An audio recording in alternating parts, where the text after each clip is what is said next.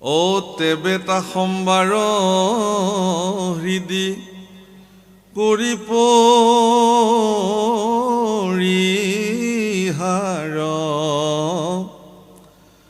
যাইবে নপাৰা প্ৰভু কহিলো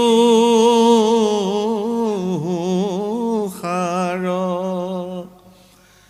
ভকতৰ সংগত থাকি ভগৱন্ত পুৰুষৰ নিৰ্গুণময় গুণনামক যিসকল ব্যক্তিয়ে একান্ত চিত্তে শ্ৰৱণ কৰি কৰ্ণ ভৰি হৃদয়ত তাক স্থান দিলে, তাৰ পিছত দৃঢ়ভাৱে ভগৱানৰ আতুল চৰণ যিসকল ব্যক্তিয়ে ধাৰণ কৰিলে, এইসকলৰ বোলে হৃদয় এৰি ভগৱানক বোলে কলৈকো যাব নোৱাৰে। এইটো আকৌ ব্ৰহ্মাই সিদ্ধান্ত দিছে দেই, আমাৰ নিচিনা নৰ্মনিছে দিয়া নাই। আমাৰনো কোন কোটা সিদ্ধান্ত দিবলৈ আমি। স্বয়ং ব্ৰহ্মাদেৱে কৈছে যে প্ৰভু মই জানো তুমি এইসকলৰ হৃদয় এৰি কেতিয়াও যাব নোৱাৰা। গোপীসকলৰ হৃদয় এৰি তুমি কেৱল শৰীৰটোহে মথুৰালৈ তোমাৰ লৈ গ'ল হেৰিয়ে ৰথত তুলি কি অক্ৰূৰে, আৰু তোমাৰ মন প্ৰাণ সকলো ব্ৰজৰ গোপীবিলাকৰ তাতে থৈ গুচি গ'লা। ভক্তৰ প্ৰতি ভগৱানৰ ইমান স্নেহ, ইমান প্ৰীতি, যিটো আমি ভগৱানৰ প্ৰতি যিমান স্নেহ হওঁ প্ৰীতি হওঁ তাতকৈ বহু গুণ অধিক ভকতৰ প্ৰতি ভগৱানৰ স্নেহ। ধেনু যেন মতে বৎস কপালয় তুমি সেই মতে ভকত কপালান। হে প্ৰভু, তোমাৰ নিচিনা ভক্ত বৎসল আৰু কোন হ'ব পাৰে? তোমাৰ নিচিনা শৰণাগত বৎসল আৰু কোন হ'ব পাৰে? তোমাৰ নিচিনা কৃপা সিন্ধু দয়া সিন্ধু কোন হ'ব পাৰে? প্ৰভু, মোৰ ভাগ্য যে মই তোমাক ভজিবলৈ পাইছোঁ, মোৰ ভাগ্য যে মই তোমাৰ অভয় চৰণত নিজক আশ্ৰিত কৰিব পাৰিছোঁ। নাজানো কেনেকৈ পাৰিছোঁ নোৱাৰিছোঁ, কিন্তু মই মনেৰে বাঞ্ছা কৰিছোঁ যে প্ৰভু তোমাৰ আতুল চৰণত মোক স্থান দি ৰাখা। তোমাৰ চৰণৰ একবিন্দু ৰেণু মাত্ৰ মোৰ শিৰত অভিষেক হওক, মোৰ জীৱন ধন্য হৈ যাব। প্ৰভু, ব্ৰহ্মাদেৱে কৈছে যে হে প্ৰভু, তুমি এনেকুৱা তোমাৰ চৰিত্ৰ যে তুমি এইভাৱে তোমাৰ চৰণত আশ্ৰিত লোৱা সকলক এৰি তুমি কেতিয়াও কলৈকো যাব নোৱাৰা। ৰাম যাৱে সৰ্বভয় হৰে, ও তাবে সে দেহ গেহ ভাৰ্য পুত্ৰ যত, এসম্বাত শোক মোহ থাকে না নামত। ৰাম যাৱে সৰ্বভয় হৰ, তোমাৰ চৰণে শৰণ নলয় নৰে কায়বা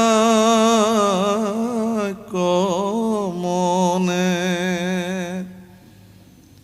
যেতিয়ালৈকে কায় বাক্য মনে তোমাৰ দুখানি অভয় চৰণত লোকে শৰণ নলয়, তেতিয়ালৈকে তেওঁলোকৰ পুত্ৰ পৰিবাৰ বিষয় এইবিলাকৰ প্ৰতি মৰণ, এইবিলাকৰ প্ৰতি চূড়ান্ত ভয়ে তেওঁলোকক খেদি ফুৰিব। কেৱল ভয় আৰু ভয়, বিশেষকৈ মৃত্যু ভয়ে তেওঁলোকক খেদি ফুৰিব। ভক্তসকলৰনো ক'ত মৃত্যু ভয় আছে? হ'ব প্ৰভু হ'ব, মাৰি নিলেও নিবা, যিদিনাখন নিলে তোমাৰ ওচৰলৈহে নিবা, একো কথা নাই। কিনো আছে আৰু বিষয় ভুগি আছো, হ'ব কথা নাই। পুত্ৰ সন্তান প্ৰভুসকল, মহাপুৰুষে বাৰে বাৰে শাস্ত্ৰত লিখিছে এইবোৰ পুত্ৰ পৰিবাৰ অসাৰ।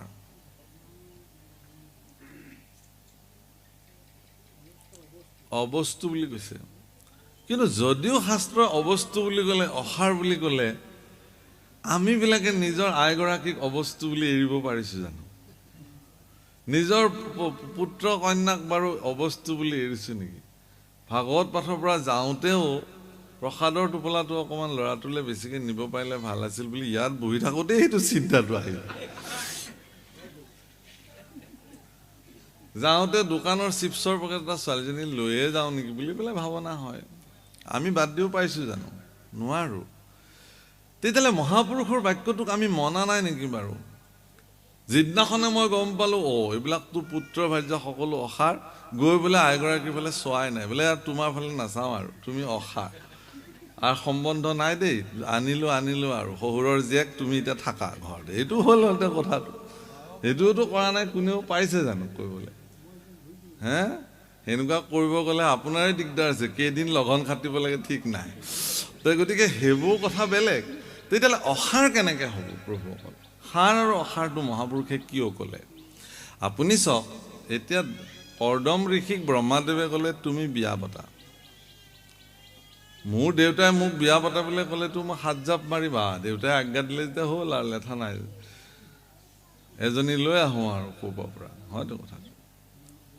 কিন্তু কৰ্দমে এইটো নকৰিলে। ব্ৰহ্মাদেৱে ক'লে যে তুমি বিয়া পাতিব লাগে, এতিয়া সংসাৰ কৰিব লাগে, পুত্ৰ পৰিবাৰ বঢ়াব লাগে, এইবুলি ক'লে। আৰু তেওঁ লগে লগে ঈশ্বৰৰ ধ্যানত নিমগ্ন হৈ গ'ল। লাগে বিয়া পাতিব, কিন্তু তেওঁ আৰম্ভ কৰিলে সাধনা। কত বছৰ সাধনা কৰিলে, ভগৱান আহি সাক্ষাৎ দেখা দিলে। কি হ'ল বোলে, হে প্ৰভু, মোৰ পিতৃয়ে মোক সংসাৰ পাতিবলৈ আজ্ঞা কৰিছে, কিন্তু মোৰ এটা কথাই তোমাৰ পৰা জানিবলৈ মন আছে। মই যদি পিতৃৰ আজ্ঞা পালন কৰি সংসাৰ ক্ষেত্ৰত ভৰি দিওঁ, তেতিয়াহ'লে এই যে পত্নী পুত্ৰ এইবিলাকৰ মায়াত পৰি তোমাক যদি মই ভজিবলৈ পাহৰোঁ, কি হ'ব তেতিয়া? সেইকাৰণে মই তোমাক বিচাৰিছোঁ, এতিয়া কোৱা মই কি কৰিম? তুমি ভগৱান বোলে নাই, একো চিন্তা কৰিব নালাগে। তোমাৰ নিচিনা সাধকসকলৰ যাতে সাধনা, মোৰ প্ৰতি থকা ভক্তিৰ সাধনা যাতে চিৰদিন অটুট থাকে, তাৰ কাৰণে মই সাধকসকলৰ কাৰণে একোগৰাকী সাধিকাও মই নিৰ্ণয় কৰি ৰাখোঁ। কৃষ্ণ চাই ৰুক্মিণী, গতিকে ভকত চাইহে ভকতনী, হয়নে? গতিকে তেওঁ যদি ভকত হ'ল, সঁচাকৈ এজন আপোনাৰ পুত্ৰক যদি আপুনি ভকত সাজিব পাৰিছে, মোৰ বোৱাৰীজনী বা কেনেকুৱা আহে, দেহি মোৰ ঘৰখন এতিয়া কি হ'ব, এইবোৰ ভাবিবই নালাগে। আপোনাৰ পুত্ৰক আপুনি একান্ত ভক্ত নিৰ্মাণ কৰক, ভগৱানে আপোনাৰ পুত্ৰৰ কাৰণে এগৰাকী ভকতনী নিৰ্মাণ কৰি ৰাখিব, যাতে আপোনাৰ ঘৰত ভক্তি প্ৰদীপ গছি সৰ্বদা সুন্দৰকৈ জ্বলি থাকে, গুৰু গৃহভাগ যাতে সুন্দৰকৈ পালন হৈ থাকে, ভকত বান্ধৱ ঘৰলৈ আহিলে যাতে বোৱাৰীগৰাকী আঠে বেঠে গৈ আদৰে সাদৰে আনি বহুৱাব পাৰে, ঘোষা এজনা গাই যাতে ভকতৰ পদধূলি শিৰত তুলি ল'ব পাৰে, পিতৃ মাতৃ নহ'লেও যাতে দেউতা নাই, আয়ো নাই, আহক তথাপিও প্ৰভু বহক, এগিলাচ পানী যাচি সেৱাভাগ যাতে জনাব পাৰে। ইয়াতকৈ আৰু কি লাগে? তো এইখিনি পাবলৈ হ'লে কিন্তু আপুনি বোৱাৰীগৰাকী নিৰ্বাচন কৰি ফুৰাৰ দৰকাৰ নাই। প্ৰথমে যোগ্য কৰি তুলিব লাগিব আপোনাৰ পুত্ৰ। আপোনাৰ পুত্ৰ অধাচাৰী, আপোনাৰ পুত্ৰ নিয়ম নাই, সংযম নাই, শৰণ নাই, ভজন নাই, আৰু আপুনি এগৰাকী সাধিকা বিচাৰি ফুৰিছে, ভগৱানে কিয় দিব? কাৰোবাৰ ঘৰত সাধিকা ছোৱালী আছে প্ৰস্তুত হৈ, ভগৱানে তেওঁক কোনোবা সাধকৰ কাৰণে নিৰ্ণয় কৰি ৰাখিছে, আপুনি বিচাৰি ফুৰিলে কেনেকৈ হ'ব? এইটো কথা বহুত ডাঙৰ কথা।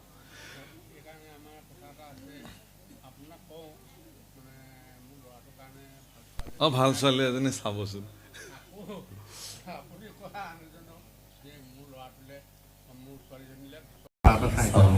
এতিয়া ভাল ল'ৰা ভাল ছোৱালী লাগে, আমি এতিয়া ভাল ল'ৰা ভাল ছোৱালী জন্ম দিব পাইছোনে নাই? সেইটোৱে কথা। মই কোনটো কথা কৈছো যে ৰুক্মবীৰে সিদ্ধান্ত ল'লে যে ৰুক্মিণীক শিশুপাললৈ দিব। ভীষ্মক ৰজাৰ মনত অশান্তি যদিও পুত্ৰ অসুৰ, যিহেতু পুত্ৰৰ কথা মানিবই লাগিব, নহ'লে বিষম পৰিস্থিতিৰ সৃষ্টি হ'ব। ভাগৱতত বৰ্ণন কৰিছে দশম স্কন্ধত খুব সুন্দৰকৈ। কিন্তু ৰুক্মিণী দৃঢ়, বেদনিধিৰ মুখতে ঈশ্বৰৰ গুণ শ্ৰৱণ কৰিলে, সিদ্ধান্ত ল'লে যে মই এইজন পুৰুষকে মই স্বামী বৰণ কৰিম। তেওঁৰ যিটো আবেদন, সেই আবেদন স্বীকাৰ কৰি ভগৱানে আহি তেওঁক যথাসময়ত লৈ গুচি গ'ল। শিশুপাল সাজি কাচি বৰ যাত্ৰী কৰি আহি একেবাৰে হুলস্থুল থাকিলে। কি হ'ল? পাত্ৰী য'ত যাব লাগে তলৈকে গুচি গ'ল। সেইকাৰণে সেই প্ৰভুসকল, তাৰমানে কথালৈকে কৰ্দম ঋষিয়ে যেতিয়া ভগৱানক ক'লে যে তেতিয়াহ'লে প্ৰভু, তুমি সংসাৰ কৰিব লাগিব, তোমাৰ কাৰণে শতৰূপা আৰু স্বয়ম্ভু মনুৰ কন্যা দেৱহূতিক তোমাৰ কাৰণে নিৰ্ণয় কৰা হৈছে, ইতিমধ্যে আহি তোমাৰ আশ্ৰমত ৰৈ আছে, তুমি যোৱা, তেওঁক বিবাহ কৰাগে আৰু 9 গৰাকী কন্যা সন্তানৰ পিতৃ হোৱাগে। আৰে ভগৱান, এইটো আকৌ কি? প্ৰভুসকল, এক বৃক্ষ 10 পুত্ৰ সম, কিন্তু এক কন্যা 100 পুত্ৰ সম। অত্যন্ত সৌভাগ্যশালী ব্যক্তিৰ ঘৰতহে কন্যা সন্তানৰ জন্ম হয়। পিতৃ অত্যন্ত সৌভাগ্যশালী হ'ব লাগিব যাৰ ঔৰসত কন্যা সন্তানৰ জন্ম হয়। সেইটো বহুত ডাঙৰ কথা। এজন পিতৃক জগতৰ ওচৰত ত্যাগী পুৰুষ হিচাপে স্বীকৃতি দিয়ে তেওঁৰ ছোৱালীয়ে। যিদিনাখন এজন পিতৃয়ে বুকুত শিল থৈ সমাজ বিদ্যমানে এজন পুৰুষৰ বিষ্ণুস্বৰূপ বৰক সাদৰি আনি নিজৰ ঔৰসজাত কন্যাক পানী গ্ৰহণ কৰাই দি পেলাই যেতিয়া কয় যে মই কন্যা সম্প্ৰদান কৰিলোঁ, ছোৱালীক যেতিয়া হাতযোৰ কৰি ক'ব, হে আই লক্ষ্মী, তোমাক উপজা দিনৰ পৰা মই পালন পোষণ কৰোঁতে মোৰ যদি ক'ৰবাত কিবা দোষাদোষ হৈছে তুমি মৰিখন নকৰিবা। হে প্ৰভুসকল, এজন পিতৃয়ে কিমান বুকুত শিল থৈ এষাৰ বাণী কয়, সেইটো ছোৱালী বিয়া দিয়া পিতৃৰ বাহিৰে কোনেও অনুভৱ কৰিব নোৱাৰে। তাৰ বাণীয়ে নাই, তাৰ ভাষাই নাই, প্ৰকাশৰ কোনো ভাষাই নাই। আৰু সেই বাক্যষাৰ শুনিবৰ সময়ত ছোৱালীৰ মনত কেনেকুৱা ধান বানে সেইটো ছোৱালীয়ে জানে আৰু বেলেগে বুজি নাপায় যে দেউতাই মোক তাৰমানে দিলে আৰু বিদায়। যিজন পিতৃয়ে মোক তুলি তালি ডাঙৰ কৰিছিল, যাৰ বুকুৰ উমত মই শুই থাকি ডাঙৰ হ'লোঁ, সেই পিতৃয়ে চিৰদিনৰ কাৰণে মোক বিদায় দিলে। সেইকাৰণে ভাগৱত শাস্ত্ৰত মই কালিও ব্যাখ্যা কৰিছোঁ মোৰ ভাগৱতত যে দুহিতা শব্দ ব্যৱহাৰ কৰিছে ছোৱালীৰ ক্ষেত্ৰত। দুহিতা, কৰ্দমৰ 9 গৰাকী জীয়েকক দুহিতা বুলি কৈছে শাস্ত্ৰত। দুহিতা মানে কি? দুটা কুলৰ যিজনে হিত সাধন কৰিব পাৰে, সেইকাৰণে সেই ছোৱালীক দুহিতা বোলে। পিতৃকুলৰো হিত সাধন কৰিব তেওঁ, আৰু স্বামী কুলৰো হিত সাধন কৰিব পাৰে। এই দুটা কুলৰ হিত সাধন কৰিব পৰা ছোৱালীক দুহিতা বোলে। যদি নোৱাৰে কৰিব তেতিয়াহ'লে তেওঁ দুহিতা নহয়, ছোৱালী আৰু কন্যা, তেওঁ দুহিতা হ'ব নোৱাৰে। কৰ্দমক কৈছে যে হে প্ৰভু, তোমাৰ আজ্ঞা শিৰোধাৰ্য কৰিলোঁ, 9 গৰাকী কন্যাৰ মই পিতৃ হ'ম বাৰু, কিন্তু মই এগৰাকী পুত্ৰ সন্তানৰো পিতৃ হ'ব খোজোঁ যদি তুমি কৃপা কৰা। নিশ্চয়, কিন্তু সেই সন্তানগৰাকী তোমাৰ নিচিনা ৰূপৱান, তোমাৰ নিচিনা গুণৱান, তোমাৰ নিচিনা শক্তিৱান, সৰ্বতো প্ৰকাৰে তোমাৰ নিচিনা হ'ব লাগিব। কিন্তু তথাস্তু, আশীৰ্বাদ কৰিলে। এতিয়া দ্বিতীয় আৰু আছে কোন ভগৱানতকৈ? তেওঁৱে অদ্বিতীয় পৃথিৱীত, তেওঁৰ নিচিনা গুণৱান, ৰূপৱান, শক্তিৱান কোন আছে? মনে মনে সিদ্ধান্ত ল'লে ময়ে যাব লাগিল। এতিয়া বাক্যতে বন্দী হৈ গ'ল। সেইকাৰণে কৰ্দমৰ ঔৰসত ভগৱান স্থিতি গ্ৰহণ কৰিলে, কপিল স্বৰূপে ভগৱান জন্ম হ'ল। এজন সাধক পুৰুষে, প্ৰভুসকল, মই এই কথাটোকে ক'বলৈ গৈছিলোঁ যে এগৰাকী সাধক পুৰুষে ইচ্ছা কৰিলে নিজৰ ঔৰসত ঈশ্বৰকো স্থিতি কৰাই ল'ব পাৰে, য'ত নেকি তেওঁৰ সন্তান তেনেকুৱা মহাপুৰুষৰ। সেইকাৰণে আপুনি চাব আজি গাৰ্গী, অৰুন্ধতী, অৰুন্ধতী, অনুসূয়া, কৃতি, এইসকল কৰ্দমৰ জীয়ৰী আছিল। আৰু মৰিচি, অত্ৰিৰ নিচিনা প্ৰসিদ্ধ ঋষিসকলকে তেওঁ বিবাহ দিছে। অৰ্থাৎ অত্ৰিৰ মানে অনুসূয়াৰ কথাই মই ক'লোঁ, অৰুন্ধতীৰ কথাই ক'লোঁ আমি। কৰ্দম ঋষিৰ যিসকল জীয়াৰী, সেইসকলৰ নাম উচ্চাৰণ কৰিলেই সতী সাধ্বী নাৰীবিলাকৰ জীৱন ধন্য হৈ যায়, ইমান শক্তিশালী। কেনেকুৱা জীয়ৰী জন্ম দিছে। আৰু পুত্ৰৰ কথাটো ক'বলেই নাই। আৰু শেষত পুত্ৰ কপিলৰ চৰণত সেৱা জনাই পিতৃ কৰ্দমে কৈছে যে হে মোৰ পুত্ৰ, তুমিতো স্বয়ং ঈশ্বৰ মোৰ গৃহত আহি উপস্থিত হ'লা, গতিকে মই তোমাৰ পৰা এতিয়া আজ্ঞা বিচাৰিছোঁ যে মই ল'ৰা ছোৱালী জন্ম দিলোঁ, ছোৱালীক মোৰ দুহিতাক মই বিবাহ দিলোঁ, আৰু মই তোমাৰ পৰা এতিয়া আজ্ঞা বিচাৰিছোঁ এই সংসাৰৰ সকলো মায়ামোহৰ পৰা মুক্ত হৈ মই এতিয়া সন্ন্যাস লৈ গুচি যাম, যদি তুমি কৃপা কৰা। তেতিয়া কপিলে কৈছে যে হে পিতৃ, মোকেই যিজনে জন্ম দিব পাৰিলে, তেওঁ ঘৰত এনেই বহি থাকিলেও তেওঁ মুক্ত হ'বই, মই তেওঁক মুক্ত কৰামেই, একো কৰিব নালাগে, তেওঁ বহি থাকিলেই হ'ল। তথাপিও তুমি যদি জগতৰ কল্যাণৰ কাৰণে সাধনা কৰিব খুজিছা তেতিয়াহ'লে তুমি যোৱা। গুচি গৈছে তেওঁ। আৰু মই মাতৃকো জগতৰ পৰম শ্ৰেষ্ঠ ভক্তিৰ জ্ঞান প্ৰদান কৰি মোৰ মাতৃকো মই মুক্ত কৰাম, তুমি চিন্তাই কৰিব নালাগে। যদি এনেকুৱা পুত্ৰ সন্তান, এনেকুৱা কন্যা সন্তান যদি আপোনাৰ জন্ম হয় তেতিয়াহ'লে সেইবিলাক অসাৰ নহয়, ধন্য হ'ল আপোনাৰ জীৱন। কিন্তু আপোনাৰ পুত্ৰ কন্যাৰ স্বভাৱ চৰিত্ৰ আৰু কৰ্মৰাজিত যদি মানুহে আপোনাক ৰাস্তাৰে গ'লেই গালি পাৰে, তেতিয়াহ'লে ভাগৱতৰ সেই বাণীটো তেতিয়া আপোনাৰ তাতে খাটিব, আৰু পুত্ৰ পৰিবাৰ অসাৰ এইবিলাক তেতিয়াহে খাটিব, তেতিয়াহে সেইটো প্ৰয়োজন। তেতিয়া অসাৰ হৈ যাব। তেতিয়া কি বুলি ক'ব? আপোনাৰ মনত এনেকুৱা ভাৱনা আহিব যে হে ভগৱান, তাতকৈ যদি মই নিসন্তান হৈ থাকিলোহেঁতেন তাও ভাল আছিলে। এইবোৰ মিছা-মিছি, এইবোৰ অসাৰ সন্তান জন্ম দি মোৰ জীৱনে ধ্বংস হৈ গ'ল, বৰবাদ হৈ গ'ল। এই বাক্যষাৰ যাতে আপোনাৰ মুখলৈ নাহে, এনেকুৱা সংস্কাৰী সন্তান জন্ম দিব লাগে, তাৰ কাৰণে যি কৰিব লাগে। সন্তান যাতে জগতৰ কল্যাণৰ কাৰণে কৰ্মৰত হয়, কন্যা সন্তান যদি জগতৰ কল্যাণৰ কাৰণে ব্যৱহাৰ হয়, তেতিয়া মানুহে আপোনাক ক'ব যে এয়া কোন পিতৃ মাতৃ জন্ম দিছিল এনেকুৱা সন্তান, ধন্য তেওঁলোক, আমি তেওঁলোকক ইয়াৰ পৰাই সেৱা জনাইছোঁ। তেতিয়া আৰু আপোনাৰ হৈ নাথাকিল।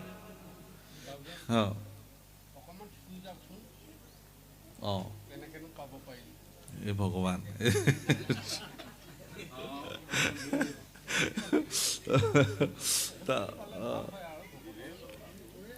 তাকে কৈ আছো কথাখিনি, সেইখিনিকে কৈ থকাই হৈছে। মই এটা প্ৰাৰ্থনা কৰিছোঁ আজি কিছুদিনৰ পৰা, প্ৰভুসকল, আমাৰ যিবিলাক অখণ্ড ভাগৱত পাঠ বা যিবিলাক 7 দিনীয়া 6 দিনীয়া ভাগৱত পাঠ হয়, সেই ভাগৱত পাঠবিলাকৰ মই এটা প্ৰাৰ্থনা কৰি আহিছোঁ এইবাৰ মই, যে ভাগৱত পাঠ যে আপোনালোকে পাতে ৰাজহুৱাকে, আপোনালোকেও পাতে ধৰক, প্ৰত্যেকে অনুষ্ঠান আয়োজন কৰে, তাত এইসকল আইসকল বহিব, ইফালে বাপসকল বহিব, এইসকল অতিথিসকল বহিব, ভাগৱতী বহিব, এনেকুৱা চব নিৰ্ণয় কৰা হয়তো জেগা।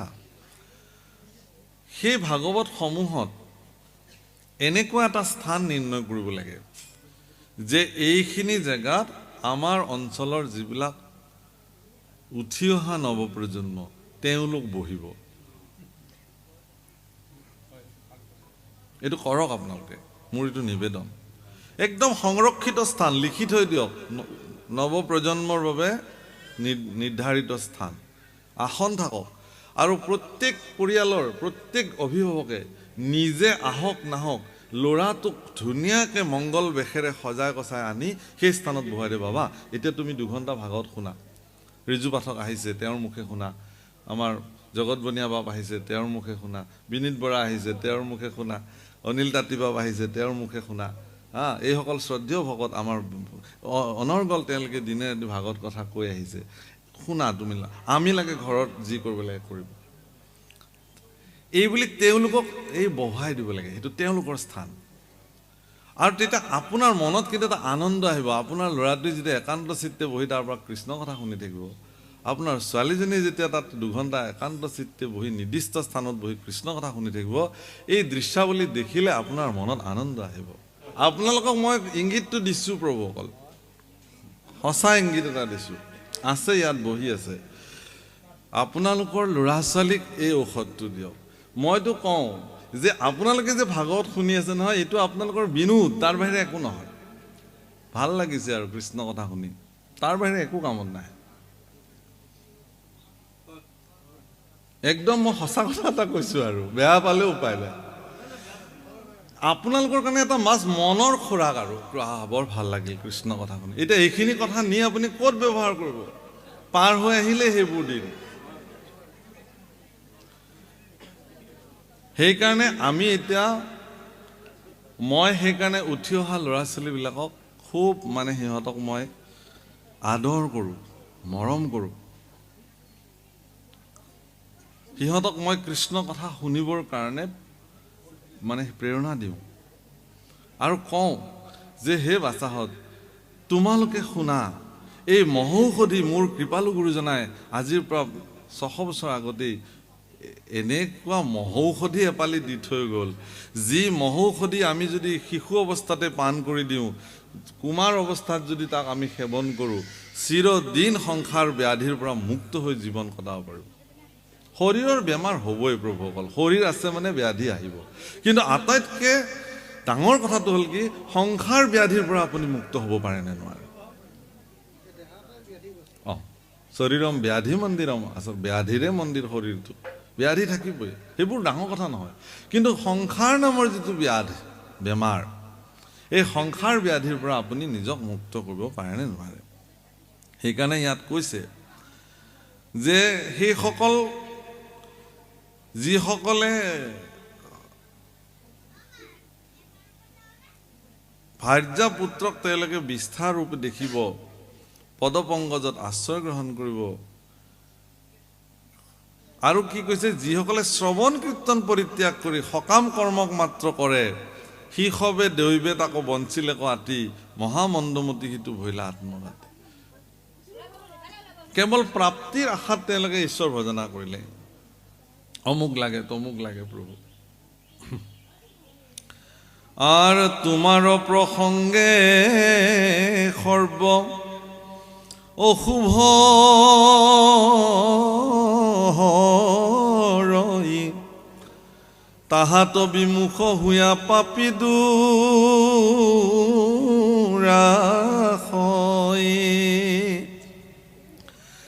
আর অল্প সুখয় অর্থে আতি লোভাবিষ্ট হুই, সর্বকালে সুখ কাম্য কর্ময়াচরই।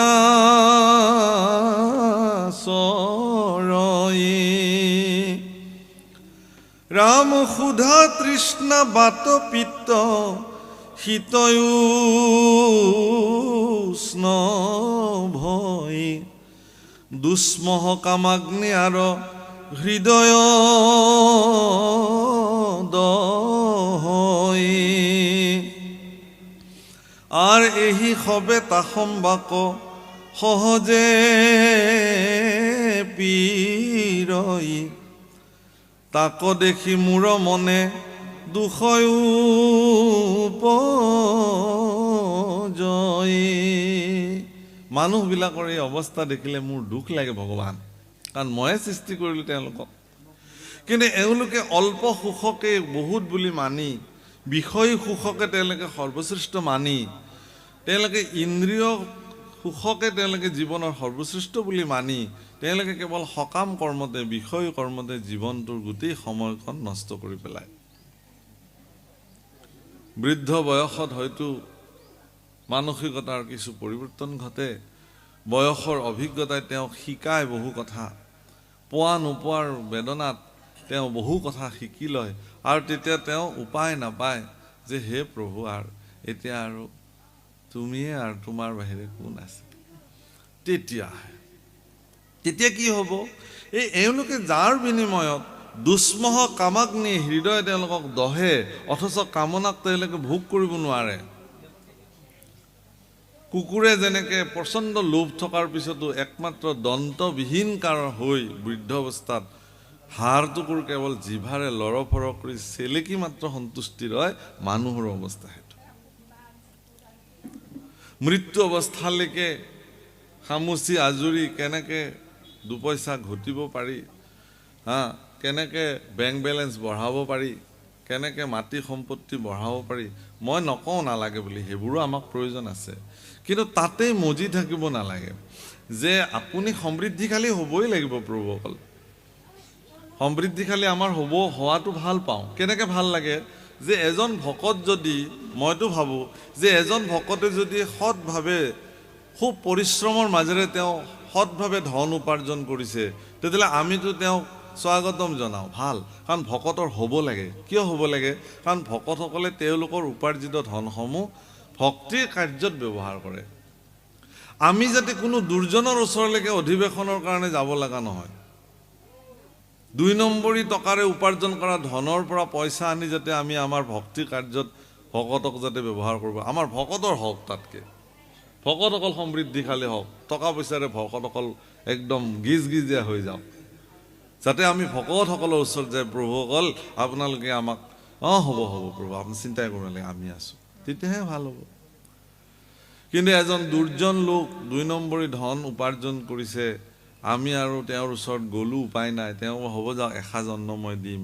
কিন্তু তেওঁ ভাবিলে কি যে মই যিহেতু মানে অসৎ প্ৰক্ৰিয়াৰে মই উপাৰ্জন কৰিলোঁ, মইনো অকলে কিয় ভোগ কৰোঁ, ভকতকো অকণমান দিওঁ, তেওঁলোকেও ভাগ লওক, তাৰ পৰা মোৰো অলপ মাইনাছ হওক, এনেকুৱাতো হ'ব পাৰে কথাটো, চিন্তাটোতো এনেকুৱাও হ'ব পাৰে, আৰু নোহোৱাৰ কি কাৰণ আছে, এইটোৱে হয়। তাতকৈ ডাঙৰ কথা কি জানে, তেনেকুৱা বহু ব্যক্তিক আমিবিলাকে সভা মধ্যে মাতি আনি তেওঁলোকক বিশিষ্ট বিশিষ্ট উপাধি প্ৰদান কৰি গামোচা, ডাঙৰ ডাঙৰ বেজ দি সম্বৰ্ধনা জনাওঁ। আৰু আমি একান্ত ভক্তসকলে তলত বহি পেলাই সেই গুণ শ্ৰৱণ কৰি থাকোঁ, শুনিব লাগে। কৃষ্ণ গুণ শুনো, এতিয়া দুৰ্জনৰ গুণ। এতিয়া যিজনে ঘোষণা কৰি থাকে মাইকত, এখেত অমুক অমুক অমুক, কৈ থকাজনেও জানে এইবিলাক মই এনেই কৈ আছোঁ। আকৌ শুনাজনেও ভাবে যে এইবোৰতো মোক এনেইহে কৈ আছে, হওক দে বাৰু। আকৌ যিসকল তলত বহি শুনি আছে তেওঁলোকেও জানে হয় হয় হয়, মানে সেই বিয়াত উঠা বাতি ছেটটোৰ দৰে অৱস্থা হ'ল। মানে কইনায়ো জানে হয় হয় হয়, তেওঁ জানে ইয়াত কি আছে, আৰু দিওঁতাজনেও জানে গমটো পাইছাই কি দিছোঁ, আৰু সেইটো পেকেটেই নুখুলে। ঈশ্বৰৰ কৃপাত সি ঘূৰি থাকে ব্ৰহ্মাণ্ডখন। কিমান যে বিয়া ঘৰলৈ যায় সেইটো বাতিছে ভগৱান জানে, কাৰণ পেকেটেই নুখুলে, এনেকৈ চালেই গম পায় এইটো ছাইড কৰ। গতিকে সেই অৱস্থা চবৰে হয়গৈ। গতিকে চবেই জানে এইবোৰ কথা প্ৰভু, অকল জানিও আমি চবেই নাজানো। কথাটো বুজা নাই? জানিও আমি চবেই নাজানো, নাজানো আৰু যে সেই হওক বাৰু। সেইকাৰণে মই ভাবোঁ সমৃদ্ধিশালী হ'ব লাগে আমাৰ ভকতসকল। মইতো ভগৱানক প্ৰাৰ্থনা কৰোঁ, হে প্ৰভু তোমাৰ চৰণত আশ্ৰিত ভক্তসকলক তুমি সমৃদ্ধিশালী কৰি দিয়া, ধন টকা পইচা মান মৰ্যাদা চবৰে তেওঁলোকক সমৃদ্ধিশালী কৰি দিয়া, যাতে তোমাৰ কৰ্ম কৰাত তেওঁলোকৰ যাতে কোনো ধৰণৰ অসুবিধা নাহে। মই সেই বুলিয়ে কওঁ আজিকালি, ভগৱান কোনো হেৰি হৈ থাকিব নালাগে, তেওঁলোকৰ চবফালে উন্নতি হওক। তোমাৰ সেৱা কৰিছে, যাতে তোমাৰ কৰ্ম কৰাত অসুবিধা যাতে নহয়। আজিও এই চেগতে ভাগৱতৰ আসনৰ পৰাই ভগৱানক প্ৰাৰ্থনা কৰিলে আপোনালোকক ভগৱানে সমৃদ্ধিশালী কৰি ৰাখক, ভক্তিযুক্ত কৰি ৰাখক, পৰিয়ালসমূহ সম্পূৰ্ণ শান্তিপূৰ্ণ হৈ থাকক, ল'ৰা ছোৱালীবিলাক সৎ হওক, মানুহ হওক। এইটোৱে। হে ৰাম সুধা তৃষ্ণা বাত পিত্ত শীতয়োষ্ণ ভয়, দুষ্মহ কামাগ্নি আৰু হৃদয় দহয়ে। অ এহি সবে তাসম বাক সহজে পীৰই, তাক দেখি মোৰ মনে দুখ উপজয়। ৰাম যদি বোলা অজ্ঞানী ৰহৌক হে নমত, বিবেকী সকল পুনু মুকুত সতত। অজ্ঞানীবিলাকৰ এইটো হ'বই, কিন্তু বিবেকী যিবিলাক আছে, বিবেকৰ দ্বাৰা যিবিলাক পৰিচালিত হৈছে, এওঁলোক কিন্তু সততে মুক্ত। কাৰণ এওঁলোকে জীৱনত ধন টকা পইচা ঐশ্বৰ্য বিভূতি যি দিছে ভগৱানে বহুত বুলি ভাবি লয় যে প্ৰভু ঠিকে দিছা তুমি, ভাল হৈছে বহুত, মোৰ হ'ব আৰু যি দিছা তুমি দিছা। গতিকে বিবেকী আৰু অবিবেকীসকলৰ, এজন অবিবেকী লোকৰ সম্পত্তি আৰু এজন বিবেকী লোকৰ সম্পত্তিৰ মাজত পাৰ্থক্য আছে, চিন্তাৰ মাজত। কেনেকুৱা যে বিবেকীজনে সদায় ভগৱানক ক'ব যে প্ৰভু তুমি যে মোক ইমান সম্পত্তি দিছা, ইয়াৰ সমসাময়িকভাৱে তুমি মোক আৰু এটা বস্তু দিয়া, এই সম্পত্তিখিনিৰ সৎব্যৱহাৰ কেনেকৈ কৰিব লাগিব সেইটো মনো মোক দিয়া তুমি। বুজিছে নহয়? সম্পত্তি হওক বাৰু আপোনাৰ, প্ৰচুৰ সম্পত্তি হওক, কিন্তু সেই সম্পত্তিখিনি ক'ত প্ৰয়োগ কৰিব?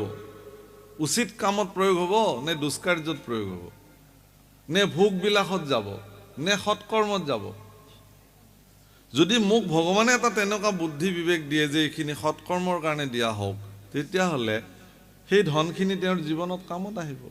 গতিকে বিবেকীসকল সেইকাৰণে মুক্ত, তেওঁলোক কোনো বন্ধনত নাথাকে। ইয়াত ভকতসকলৰ কথাই কৈছে, ভকতসকল কোনো নিয়মৰ দ্বাৰা ভকতসকল সেইকাৰণে বান্ধত নাথাকে, কোনো বিধিৰ দ্বাৰা ভকতসকল বন্দী হৈ নাথাকে। সেইকাৰণে ভকতসকল অবিধি কিংকৰ, কোনো বিধিৰ দ্বাৰা তেওঁলোক নচলে। তেওঁলোকে এটাই বিধি মানে, সেইটো হ'ল ভগৱানে যিটো কৈছে সেইটো, ভাগৱতে যিটো কৈছে সেইটোৱেই বিধি, তাতকৈ আৰু বেলেগ বিধিৰ তেওঁলোকৰ প্ৰয়োজন নাই। হে ৰাম যদি বোলা অজ্ঞানী ৰহৌক হে নমত, বিবেকীসকল পুনু মুকুত সতত। অ তাসম্বাৰ ভকতিত কোন প্ৰয়োজন, ইহাৰ উত্তৰতে বে শুনা নাৰায়ণ। ৰাম দিৱসত কৰি ফুৰে নানাবিধ কাম, দণ্ডে কতুমাৰ নুশুনয় গুণ নাম। ৰাত্ৰি ভৈলে পশু যেন সুতিয়া থাকয়, মনোৰথে নিদ্ৰা ভংগে সুখ নিমিলয়। জীৱা অৰ্থ চিন্তে তাক দৈবে বিনাশ হয়, পাছে তাৰ অৰ্থে মহাপাতক অলভ হয়। যদি বহু শাস্ত্ৰ জানে হুয় পণ্ডিত, পূৰ্বা পৰ অৰ্থ যত কৰয় অনিৰ্ণিত। তথাপিতো সাধু সংগে হৰি গুণগণ, শুদ্ধভাৱে নকৰয় শ্ৰৱণ কীৰ্তন। শিশবু সংসাৰে মৰি উপজি ফুৰয়, আন অজ্ঞানীৰ কিবা কহিবে লাগয়। প্ৰভুসকল, কোনোবা যদি অত্যন্ত বিবেকী হয়, ধৰি ল'লোঁ তেওঁ মহা জ্ঞানী, পূৰ্বাপুৰ সকলো কথা ক'ব পাৰে, শাস্ত্ৰৰ বচন মুখেৰে মাতিব পাৰে, শ্লোক তেওঁলোকৰ কণ্ঠস্থ, শাস্ত্ৰ সদাচাৰ তেওঁলোকে জানে, কিন্তু জানিলে কি হ'ব? তেওঁলোকে গোটেই দিনটো কেৱল ধন জন অৰ্থৰ অৰ্থে কাম কৰে, ৰাতি হ'লে পশু পক্ষীৰ দৰে শুই থাকে, আৰু কোনো কালে সজ্জনৰ সংগত বহি কৃষ্ণ কথা নুশুনে। গতিকে এনেকুৱা ব্যক্তিয়ে যদি সাধু সংগত হৰিগুণ নকৰে, শুদ্ধভাৱে যদি তেওঁলোকে শ্ৰৱণ কীৰ্তন নকৰে, তেতিয়াহ'লে এনেকুৱা বিবেকী লোকৰো কোনো কাম নাই বুলি কৈছে। অজ্ঞানীসকলৰ কথাটো নকওঁৱে বাৰু। হে ৰাম, ভকতৰ হৃদয়ত থাকা সৰ্বদাই,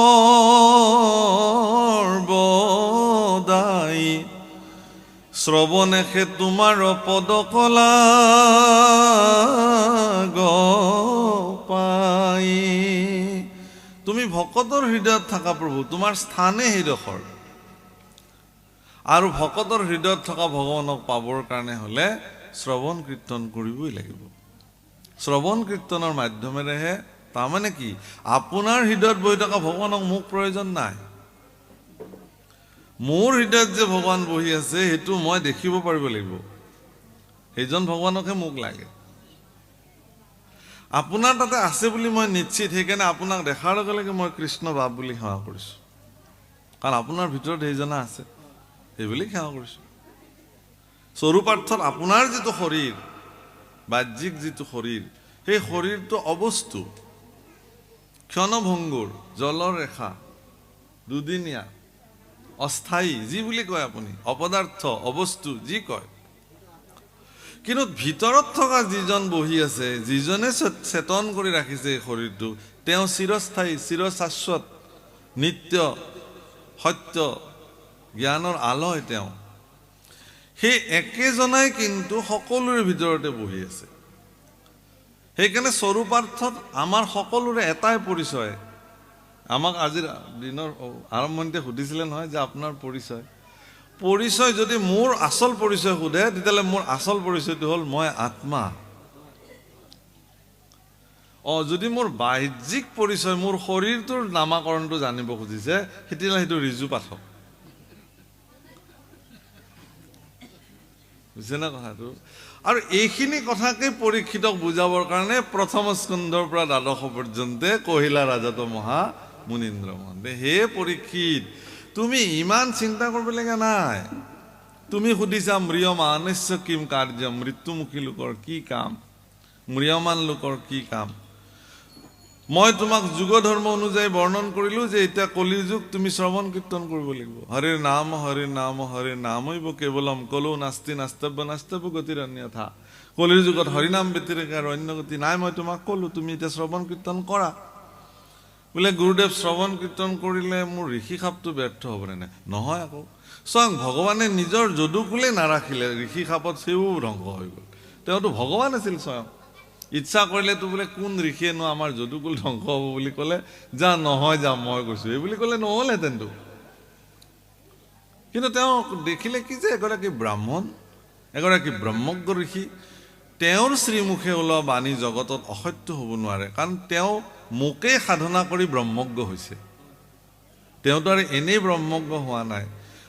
তেওঁৰ ভিতৰত যে মই আছোঁ, এই কথাটো সাধনা কৰি কৰি কৰি কৰি মোতে তেওঁ বিলীন হৈ গ'ল, সেইকাৰণে তেওঁ ব্ৰহ্মজ্ঞ হ'ল। গতিকে সেই বাক্যটো তেওঁৰ নহয়, মোৰহে বাক্য সেইটো। গতিকে মোৰ বাক্যটো মই কেনেকৈ লংঘন কৰিম? সেইকাৰণে কোনো ঋষি খাপ তেনেকুৱা ব্ৰহ্মজ্ঞ ব্যক্তিৰ শ্ৰীমুখে ওলোৱা বাণী কেতিয়াও ভগৱানে নাশ নকৰে। সেইকাৰণে আমিবিলাকে আশীৰ্বাদ দিয়াত বিৰাট উস্তাদটো, মানুহ ভালে পাওঁ আৰু আশীৰ্বাদ, মংগল হওক, কল্যাণ হওক। আৰে বাপৰে, আপুনি মংগল হওক, কল্যাণ হওক বুলি কোৱাৰ আগতে আপুনি ভিতৰত ব্ৰহ্মক অন্বেষণ কৰি ব্ৰহ্মত আপুনি বিলীন হৈছে নাই, তেতিয়াহে আপোনাৰ মংগল হওক বাণীটো কাৰোবাৰ কামত আহিব। সেৱা কৰিবলৈ টান পাওঁ, আশীৰ্বাদ দিবলৈ ভাল পাওঁ, বুজেনে? বহি থাকো একদম, বোলে আহক কোন আহে মোৰ পৰা আশীৰ্বাদ ল'বলৈ, হয় না?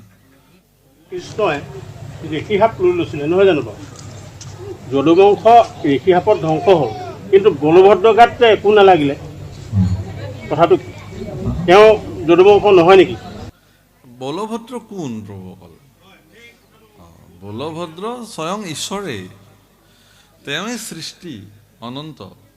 গতিকে কথাটো হ'ল কি, বলভদ্ৰৰ গাতো লাগিলতো, বলভদ্ৰটো গুচি গ'ল নহয়, তেওঁৰো লাগিল গাত, তেওঁতো নাথাকিল নহয়, থকাহেঁতেন কথাটো বেলেগ আছিল।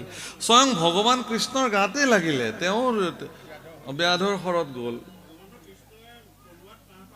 ল'লে নল'লে।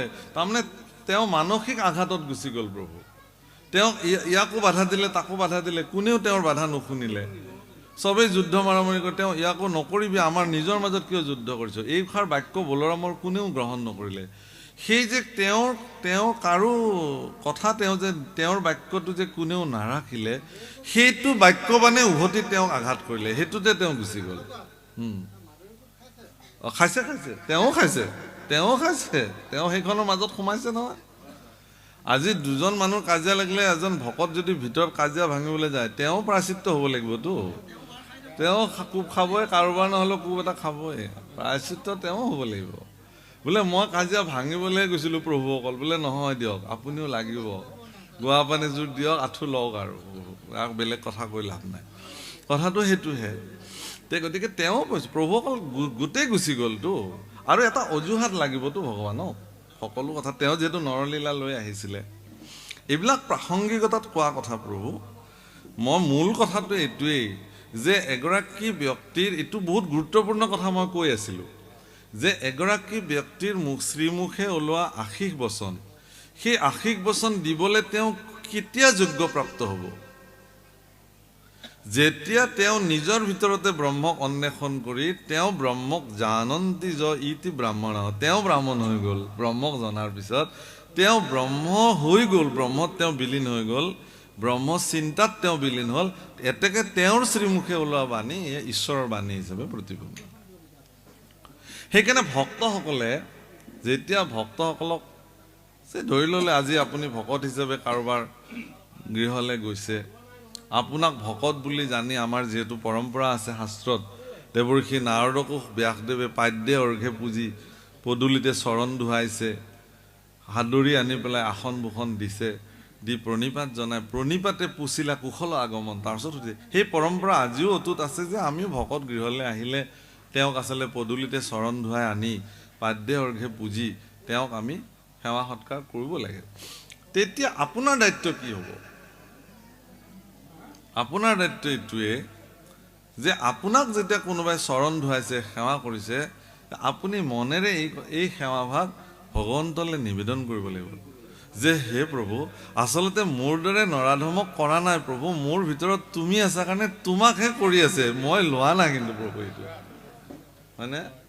মই কিন্তু এইটো লোৱা নাই প্ৰভু, মই তোমালৈ ঠেলিছোঁ প্ৰভু, তুমি কৃপা কৰা, তোমাক বুলি কৰিছে। আৰু সেইকাৰণে কৈছে ভকত প্ৰতিমা মোৰ দুই অধিষ্ঠান। ভকতক ভকত বুলিও আপুনি ল'ব পাৰে আৰু মোৰ প্ৰতিমা বুলিও ল'ব পাৰে। সাক্ষাৎ ঈশ্বৰৰ প্ৰতিমা ভকত, আৰু ভকত বুলিও আপুনি ল'ব পাৰে, দুটা অধিষ্ঠানত আপুনি সেৱা কৰিব পাৰে। গতিকে কোনোবাই যেতিয়া আপোনাক ভকত বুলি সেৱা কৰিব, আপুনি এইটো অধিষ্ঠান ল'ব পাৰে যে মই এতিয়া মোক কৰা নাই, ভগৱানক কৰিছে। গতিকে হে প্ৰভু, তুমি কৃপা কৰা, তেওঁৰ যিমানখিনি যোগ্যতা সেইধৰণে কৃপা কৰা। সেইকাৰণে আশীষ বচনবিলাকত ভগৱন্ত শব্দ যুক্ত হৈ থাকিব লাগে।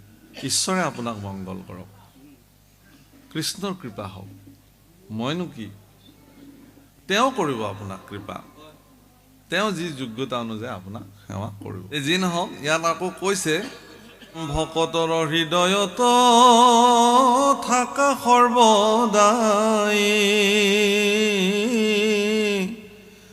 শ্ৰৱণে সে তোমাৰ পদ কলাগ পাই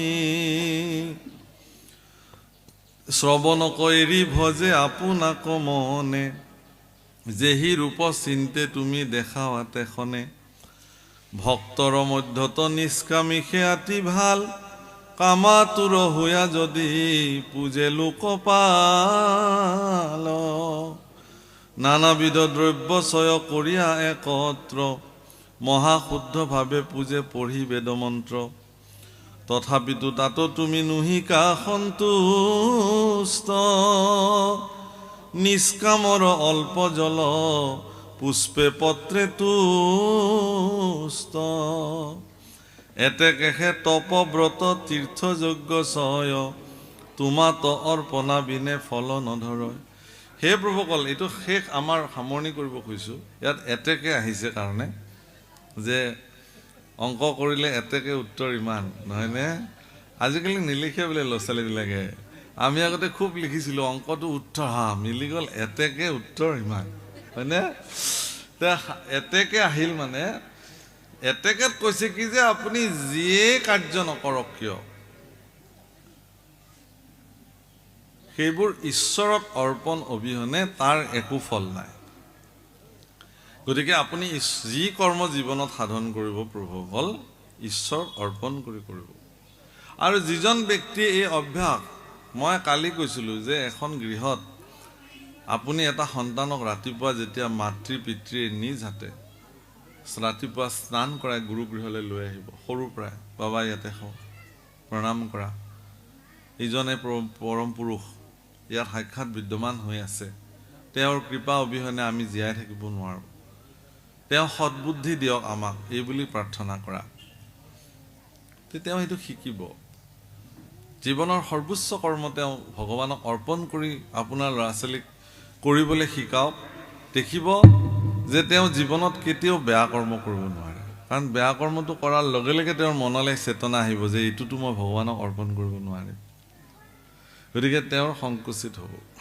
প্ৰভুসকল, আমাৰ কি হয়, আমি গোৱালপৰীয়া মানুহ, গোৱালপাৰাত আমাৰ প্ৰতিমা পাণ্ডে বৰুৱাই খুব ধুনীয়াকৈ গাইছে, একবাৰ হৰি বল মন ৰসনা মানৱ দেহের গৈরব কৈরনা মানব দেহা মাটির ভাণ্ড ভাঙলে হবে খন্দর খন্দ ভাঙলে দেহা জোড়া মিলবে না ওই একবার হরি বল মন রসনা মানব দেহের গৈরব কৈরনা। রসনা, রসনা মানে জিভা। হে জিভা, এবাৰ মাত্ৰ হৰি বোলাচোন। এইটো আমাৰ মানে লোকসংগীত, তেওঁ গাইছে। মাধৱদেৱেও নামঘোষাত লিখিছে, হে জিভা সদা তোৰ মধুৰ ৰাখে প্ৰিয় মাত্ৰ জান তই ৰসৰ সাৰক। তইতো ৰসৰ সাৰ চিনি পাওঁ নহয়। মই কালি তাকে কৈছোঁ যে শিশু এটাক যদি টুকুৰা টুকুৰিকৈ গোল্লাবিলাক ভাঙি দি থাকে, মুখ টপ টপকৈ মুখ মেলি খাই থাকিব। এটোপ নিমৰ ৰস দি দিবচোন, তাৰপিছত মুখ নেমেলাই হ'ব।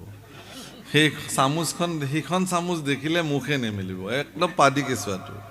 তাৰমানে গোল্লাটোৰ প্ৰতি আকৰ্ষণটো বেছি, সেইটো অপকাৰী। তাৰমানে জীৱৰ শৰীৰৰ এইটো স্বভাৱ, যিটো বস্তু শৰীৰৰ কাৰণে অপকাৰী সেইটোৰ প্ৰতি শৰীৰ বেছি আগ্ৰহী।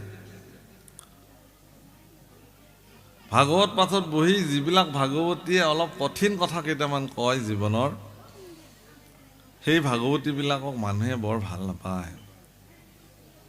বৰ টানকৈ কয়, ইমান টানো নেলাগে বুলি ক'ব, এনেকৈ চলিব। গতিকে সেইটো, কিন্তু কথাটো হ'ল কি, মানে সেইটোৱে কথা, তাৰমানে হ'ব না হ'ব।